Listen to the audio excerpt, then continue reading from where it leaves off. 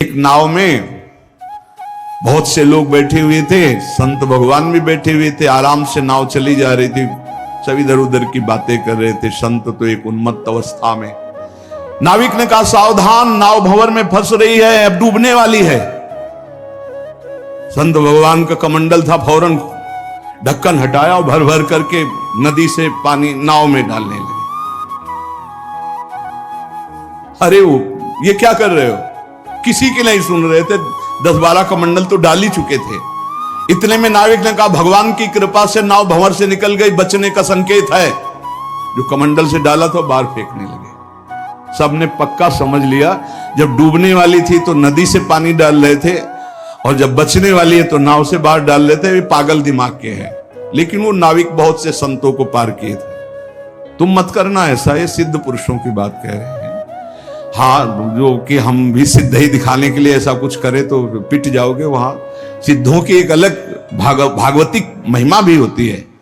बाहर गए तो सब चले गए थे। इसके बाद साष्टांग प्रणाम किया। नाविक ने कहा, महाराज जी, इतना तो आप कृपा करके बता ही दीजिए, क्योंकि मैं प्रायः संतों को यहां से पार करता रहता हूं, तो संत कृपा हम पर है। आपके देखने से लगता है कि आप भजन में उन्मत्त रहते हैं। फिर आपकी एक चेष्टा मेरी समझ में नहीं आई। जब मैंने कहा नाव डूबने वाली तो आपने नदी से पानी इधर, और जब मैंने कहा बचने वाली तो नाव से नदी में डालने लगी। इसका मतलब क्या था? तो उनका जब हमें यह पता चला आपके मुख से कि भगवान डुबोना चाहते, तो हमने कहा भगवान की इच्छा में 10 कमंडल हमारे, तो हम डालने लगे। जब कहा बचाना चाहते, तो हमने सोचा भगवान जब बचाना चाहते हैं तो हम भी सहयोग करें। तो जो डाला था वो बाहर कर दिया। जोई जोई प्यारो करे सोई मोई, भावे भावे मोई, जोई सोई सोई करें प्यारे। जो इस सिद्धावस्था को प्राप्त है वो भगवान की रुचि में रुचि मिला के चलते हैं। ऐसा आप मत करना, वो सिद्धों की अलग लीला होती है। तो यहां कह रहे हैं, जो भक्ति में जो परिपक्व महापुरुष है, वो सारे जगत को भगवत स्वरूप मानकर अपने तन मन भजन के द्वारा सबका मंगल करते रहते हैं, सबका हित करते रहते हैं। संतों में भागवती का आवेश होता है, वो बनावटी नहीं होता। भागवती का, उससे जगत मंगल होता रहता है। बनावटी खूब गड़ छोल करके वचन बोलना, खूब लच्छेदार भाषण करना, ये तो बुद्धि की दरा से हो सकता है। लेकिन जो संतों में एक भागवतिक होता है, उसी से जगत मंगल होता है, उसी से जन कल्याण होता है। उसमें टुटका और जंतुर और कलावा और राख, इनकी कोई जरूरत नहीं होती। उनकी दृष्टि मात्र से, वचन मात्र से जगत मंगल होता है। मुद मंगलमय संत समाजू, जो जग जंगम तीर्थ राजू। चलते फिरते साक्षात तीर्थराज हैं, जो दरस परस अघनाश बास निज संग करो दिन। जिनके दर्शन मात्र से, स्पर्श मात्र से बड़े बड़े पाप नष्ट हो जाते हैं, ऐसे भगवान के प्रेमी संत जन होते हैं। तो क्या जैसे अज्ञानी मनुष्य को देह में ममता होती है, आसक्ति होती है, वैसे क्या संतों को भी अपनी देह प्यारी होती है? वैसा कि मैं पुरुष हूं और ऐसा अभिमान होता है? बोल के बिल्कुल नहीं। विशुद्ध ज्ञान और विशुद्ध प्रेम में मिट जाता है, बिल्कुल नहीं रहता। एक बार यही प्रश्न किया था एक भैरव सिद्ध करने वाले ने आद्य गुरु भगवान शंकराचार्य जी से जाकर कि आपका ब्रह्मबोध होने के कारण शरीर से कोई राग नहीं है? बोले नहीं। बोले हम आपकी गर्दन उतार के ले जाए, हमारी भैरव यज्ञ पूर्ण हो जाएगी तो मैं सिद्ध हो जाऊंगा, क्योंकि आपको शरीर से कोई राग तो है नहीं, मिथ्या है आपकी दृष्टि में। बोले पक्का, पर अभी जो उतारोगे तो शिष्य लोग हैं, ये तुम्हारा हित कर सकते हैं। कल 4 बजे आना, यहीं पीपल के नीचे मैं ध्यानस्थ होऊंगा, सर उतार ले जाना। वो 4 बजे आया अस्त्र लेकर, तो स्वामी नरसिंहाश्रम जी महाराज गंगा स्नान कर रहे थे। एकदम आवेश आया, हुंकार भरी दौड़ते हुए आए, और वो पहुंच भी नहीं पाया था, उठा के पटक दिया और नाखूनों से उसे फाड़ दिया। फिर एकदम आवेश शांत हो गया। तब ये भगवद आवेश, ये जो बड़े महापुरुषों के चरित्र हैं, ये बड़े शिक्षास्पद भी होते हैं और ये अलौकिक भी होते हैं। कभी कोई महापुरुषों की नकल ना करे, हमारी प्रार्थना है। कभी नकल न करे कि हमारे गुरुजी ऐसे, तो नहीं, जो गुरुजी के उपदेश है उनके अनुसार चले। बड़े सिद्ध महापुरुषों के बड़े विचित्र विचित्र लीलाएं होती हैं। महापुरुषों की बाह्य चेष्टाओं को बिल्कुल नहीं समझा जा सकता, इसलिए कभी उनकी परीक्षार्थ ये जांच न करे कि हम बाहरी आचरणों से उनको, हम आपको सत्य कहते, बड़े बड़े महापुरुषों से मिले, आप कदापि नहीं जान सकते, कदापि नहीं जान सकते कि ये किस कोटि के महापुरुष हैं, किस कोटि के महापुरुष है। बहुत बहुत ही बड़े बड़ों को संशय हो जाए कि ऐसा नहीं हो सकता।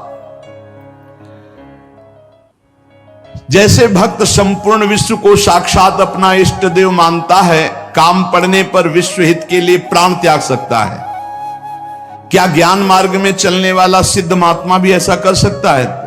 हां, पहली बात तो उसकी दृष्टि में देह का, ऐश्वर्य का मूल्य ही नहीं है, तो उसको समर्पित करने में क्या देर लगेगा। अतएव अगर सुख पहुंचाने की जरूरत पड़े जगत को, तो ज्ञानी महात्मा अपने प्राण दे सकता है, जैसे भक्त अपने प्राण दे देता है। क्या ऐसे सिद्ध महापुरुषों के आचरण अनुकरण करने चाहिए? हां, जो आचरण उनके उपदेश से मिलते हो।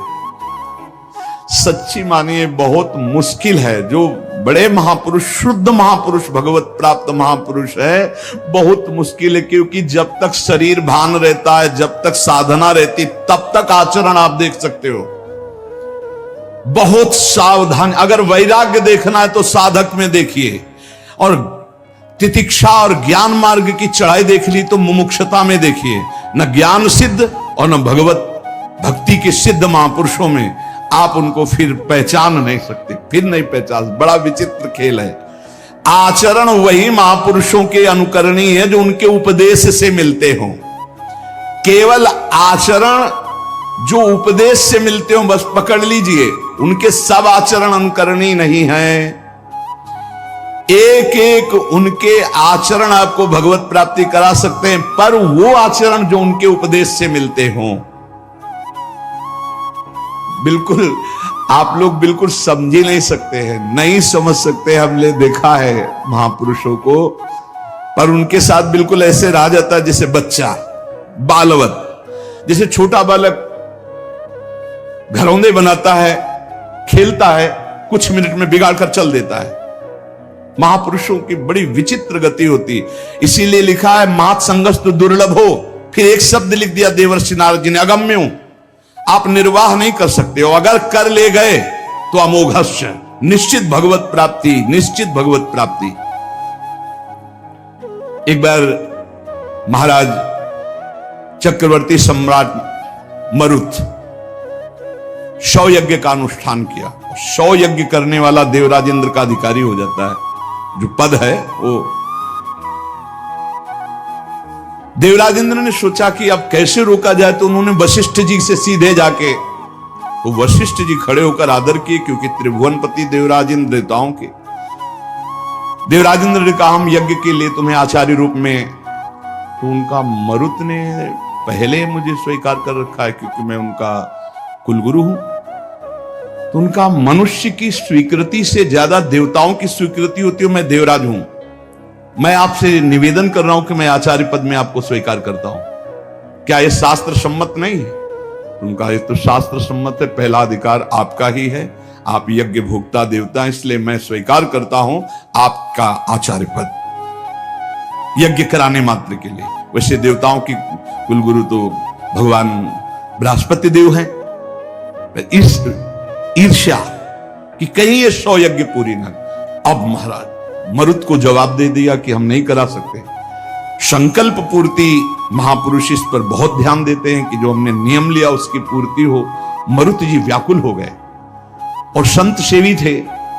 एक दिन देवर्षि नारद जी आए, भगवत प्रेरित।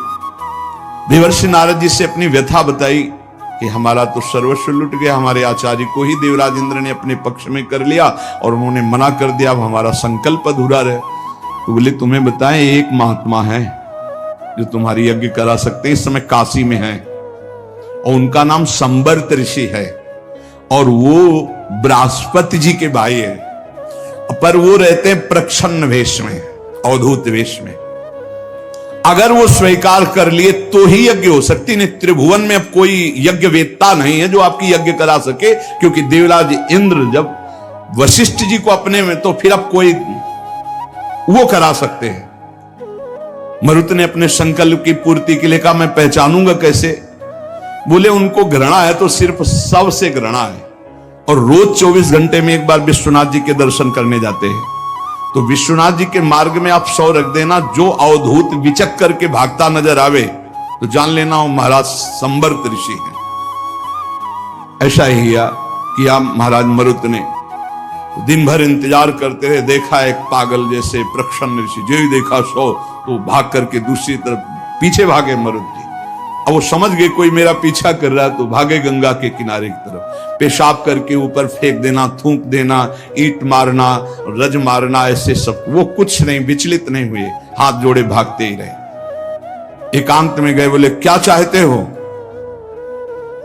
बोले महाराज मेरा नाम मरुत है, मैं आपको आचार्य पद पर स्वीकार करता हूं, यज्ञ कराना चाहता हूं। देख ले समस्त देवता तेरे खिलाफ हो जाएंगे, और अगर तूने मुझे फिर आचार्य पद से हटाया तो तुझे भस्म कर दूंगा। अगर मैं आचार्य पद पर बैठा रहा तो किसी भी त्रिभुवनपति की ताकत नहीं है कि तेरी यज्ञ में विघ्न पैदा कर सके। बोले इसीलिए वर्ण कर रहा हूं, प्राण चाहे चले जा, मैं आपको नहीं छोड़ सकता। संवर्त ऋषि आचार्य रूप से जब यज्ञ के लिए बैठे तो अग्नि देवता आए, उनका आहुति स्वीकार नहीं करेंगे, बंद कर दे मरुत, यज्ञ को बंद कर दे। तो संवर्त ऋषि ने कहा तुम मेरे मंत्र से आवाहन करने पर स्वीकार करोगे, अगर नहीं स्वीकार करोगे तो मैं मंत्र के द्वारा तुम्हें भस्म कर दूंगा। तपोबल से अग्नि देवता को अग्नि देवता थर्रा के गए, देवराज इंद्र से कहा बहुत बेढप महात्मा है, मंत्र बल से युक्त है, वो मुझे भस्म कर देंगे, मैं थर्रा गया हूं। देवराज इंद्र जेव ही आहुति प्रारंभ हुई, देवराज इंद्र वज्र लेकर प्रकट हुए मरुत को दंड देने के लिए। ऐसे केवल कर दिया तो वहीं वज्र लिए ऐसे खड़े हो गए। बोले जब तक यज्ञ होगी ऐसे खड़े रहोगे, और जो आहुति दोगे हर देवता स्वीकार करे। बोले हर आहुति स्वीकार करेंगे, ऐसे कब तक वज्र लिए खड़े रहेंगे, आप कृपा करो। तो जो भजन में डूबे हुए अवधूत कोटि के महापुरुष हैं, बड़ी अपार सामर्थ्य होती है, पर इनके बाहरी व्यवहार, बाहरी आचार ऐसे होते हैं कि जाना नहीं जा सकता। बाहरी व्यवहार, बाहरी आचरण संभाल संभाल करके साधक करता है, चाहे ज्ञान मार्ग का हो चाहे भक्ति मार्ग का हो। और जो भगवत प्राप्त महापुरुष हो गए अब उनको कोई फर्क नहीं। इसीलिए श्रीमद् सुधा निधि में एक श्लोक लिखा है, कर्माण श्रुति बोधितानि नितराम कुर्वन्तु कुर्वन्तु मां गूढ़ाश्चर्य रसास्त्रगादि विषयान गृह्णन्तु मुंचन्तु वा कैर्वा भाव रहस्य पारगमती श्री राधिका प्रेयसा। ऐसे उत्तम रहस्यमय भाव में डूबे हुए महापुरुष। एक राजा बहुत बलवान था, उसने अपने शत्रु पक्ष के राजा का नाश कर दिया। उसका अकेला लड़का था और उसकी मां। अब हर समय शत्रु पक्ष का राजा इस चाल में रहता था कि उस बालक को मार दें तो निष्कंटक अधिकार। और उसकी मां बड़ी भागवत थी, रात दिन भजन करती, भगवान से प्रार्थना करती कि भगवान मेरे बालक की रक्षा करना। और भगवान के जो सिद्ध संत होते हैं भगवत स्वरूप होते हैं। उन्होंने विचार किया, संत के हृदय में, एकदम भजन में बैठे थे उसी राज्य में, विचार एकदम आया कि अच्छा भगवान का आदेश है तो लीला करनी पड़ेगी। और लीला का उस समय इंतजार करने लगे। तो जो राजा बलवान था, जिसने शत्रु पक्ष के राजा को मारकर उसके लड़के को मारने को ठाना था, उसकी राजकुमारी थी, उसके स्वयंवर की रचना की जब बात आई, कमंडल उठाया, लंगोटी कस के बांधी कमर में, पहुंच गए दरबार में। और वो परिचित थे तपस्या और उनके भजन से, जे भी देखा तो साष्टांग दंडवत राजा हुए। देखो बाहरी आचरण से कैसे भी नहीं जाना जा सकता महात्मा के स्वरूप को, उनकी लीला को। राजा को मालूम था कि ये बड़े प्रसिद्ध और तपस्वी महात्मा हैं। राजा ने तत्काल अपनी कन्या को बुलाया, प्रणाम करो, महाराज आए हैं। राजकन्या बुलाई गई, महात्मा के चरणों में प्रणाम हुआ। महात्मा ने ऐसे देखा नक्सिक तक और कहा, इस लड़की का तो विवाह हम करेंगे, किसी राजकुमार से न कर देना। राजा तो एकदम होश उड़ गए, पर बहुत वो प्रवीण भी थे, राजा बुद्धिमान थे। तो उनका, महाराज ब्याह तो आपसे ही कर देंगे, आप जैसा सुयोग्य वर कहां मिलेगा। 80 वर्ष की अवस्था, शरीर में झुर्रियां पड़ रही, दूल्हा की पोशाक मात्र में लंगोटी, धन संपत्ति मात्र में लौकी का कमंडल, आप जैसा दूल्हा कहां मिलेगा। कुछ शर्त हैं, उनका आप पालन कर दो। गए अपने तिजोरी से इतने बड़े बड़े मोती 2 लाए। बोले ये हमारे पूर्वजों के द्वारा एकत्रित किए हुए 2 मोती हैं, 108 मोती ले आओ। पहली शर्त, राजकुमारी का ब्याह आपके साथ। देख रहे थे, हालत देख रहे। महात्मा ने कहा, हाँ हाँ 108 क्या होते, ले आएंगे। बोले मोती देख लो। बोले लाओ, जब साथ रहेंगे तो उसी नाप के ले आएंगे। राजा ने सोचा इनको, और बोले महाराज लगन के पहले, क्योंकि लगन निकल गई तो फिर बात कैसे बनेगी।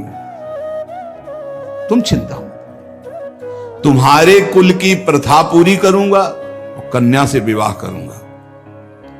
पर एक बात ध्यान रखना, अगर विलंब हो जाए तो किसी के साथ पाणिक ग्रहण नहीं कर देना, नहीं तो जो आ गया। दूसरे से ब्याह की सोचना भी मत। अब राजा ने कहा जैसी आ गया। उन्होंने सोचा महात्मा मोती लेके जाएंगे, 2-4-6 दिन घूमेंगे, निराश होकर वापस आ जाएंगे। उनको क्या पता था कि जो भगवान के दास होते हैं बड़े जिद्दी स्वभाव के होते हैं। अब वो ऊंचे दर्जे के सिद्ध महात्मा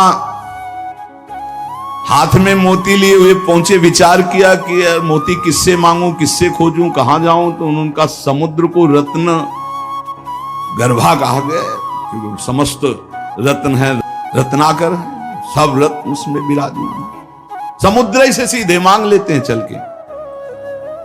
गए, ध्यान आया कि 3 दिन तक भगवान राम जो है उपवास करके बैठे रहे, नहीं आया तो हम तो 30 दिन बैठे रहेंगे तो नहीं आएगा, क्या करें। तो लौकी का कमंडल था, कमंडल उठाया, उलीचने लगे। 1 दिन 2 दिन 3 दिन लगातार, और खूब नाम जप भगवान का, हर कमंडल में नाम जप करके, मंत्र जप करके जल उलीचने लगे। नाम का प्रभाव समुद्र के हृदय में जलन पैदा हो गई। समुद्र एक साधारण पुरुष के रूप में पीछे से आवाज की, बाबा ये क्या कर रहे हो। समुद्र को खाली कर रहे हैं, और क्या कर रहे हैं। बोले तुम्हारे लौकी के कमंडल से समुद्र खाली हो जाएगा। बोले मजाक करो मत करो, एक महात्मा ने चुल्लू में पी गए थे, अगस्त जी चुल्लू में पी गए थे, ज्यादा हमको चैलेंज मत करो। समुद्र डरा। बोले उलीच काहे के ले रहे हो, तुम हमें बता सकते हो। बोले सुना है रत्नाकर है, बड़े बड़े रत्न है समुद्र में, हमें 108 मोती चाहिए। बोले अगर मोती मिल जाए तो समुद्र उलीचना बंद करो, काहे को मेहनत करेंगे हम। बोले वो तो हम दे रहे हैं तुम्हें, दिखाओ मोती। मोती निकाले हुए से ढेर सारे मोती, एक लहर आई, नाप नाप के 110, क्योंकि 2 वो और 108 झोली में डाले। समुद्र ने कहा और भर लो। बोले मकिंचन महात्मा है, हमें नहीं चाहिए, ये दुल्हन लेने के लिए शर्त है, इसलिए हमने इनको लिया है और जा रहे हैं। महात्मा जी बड़े गर्व से गए, भगवान की जय जयकार की। राजा देखते ही समझ गया मोती मिल गए, क्योंकि बहुत मुस्कुराहट है। गणित लगाई, लड़की को कैसे बचाऊं। बोले हाँ महाराज। बोले ये ले 110, 2 ही तुम्हारा, 108 है। बोले महाराज जी आपसे कहा था कि कुछ शर्तें हैं, एक तो पूरी हो गई, दूसरी एक कि हमारे शत्रु पक्ष के राजा का वध तो मैंने कर दिया, उसका एक लड़का है, उसकी खोपड़ी तुम हमें ले आओ। महात्मा जी ने विचार किया कि सारा खेल भगवान के इशारे से तो उसी की रक्षा के लिए हो रहा है, भगवान ज्ञान समुद्र हैं। बोले अवश्य उसकी खोपड़ी लाके देता हूं अभी। उसका जो कुमार है